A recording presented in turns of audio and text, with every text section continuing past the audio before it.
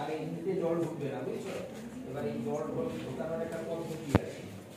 এটাকে যদি আমি খুব দ্রুত ঘুরিয়ে দিই তাহলে সঙ্গে বাতাস চলে যাবে, বাতাস চলে যাবে। সেটাকে কি করা হচ্ছে, ধীরে ধীরে পুশ করছে। ডাক্তাররাও যখন ইনজেকশন দেয় একই পদ্ধতি করে। বাতাস যদি ঢুকে যায় তাহলে তো হার্ট ফেল হয়ে যাবে, হার্টের ভালভ বন্ধ হয়ে যাবে।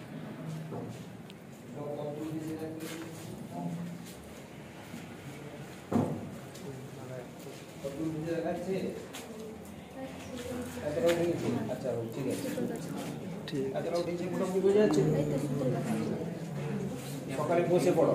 আমরা যে চাপ মাপার জন্য কি যন্ত্র লাগে শোনা, তুই দেখতে পেয়েছিস? তার পিছনে তো দেখতে পাইনি স্যার। তারপর আমি উঠে আয়,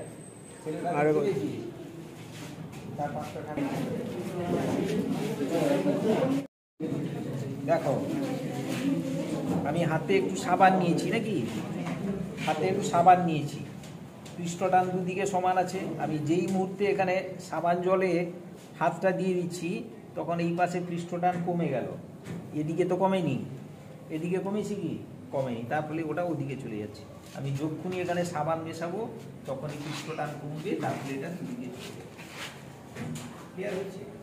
এই জন্য সমুদ্রে যখন ঢেউ উঠে, প্রচণ্ড ঢেউ, একদম নৌকা ডুবি হয়, সেই অবস্থায় জলে যদি তেল ঢেলে দেওয়া হয় তাহলে সঙ্গে সঙ্গে ঢেউ ওঠা কমে।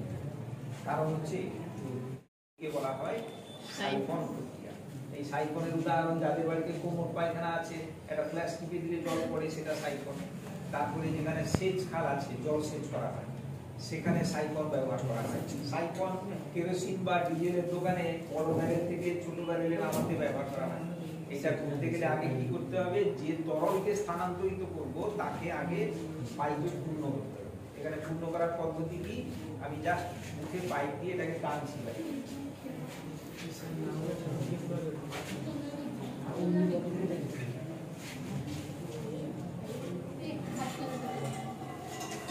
দেখা যাচ্ছে জল পড়ছে, জল পড়তে দেখতে পেয়েছ? তাহলে এটাই হচ্ছে সাইফন ক্রিয়া। কোনো কারণে যদি এইটাকে আমি লেভেলটা তুলে দিই, এর তুলনায় যদি লেভেল তুলে দিই তাহলে জলটা কমবে। আবার যদি জল নামাতে হয় আবার মুখে টানতে হবে।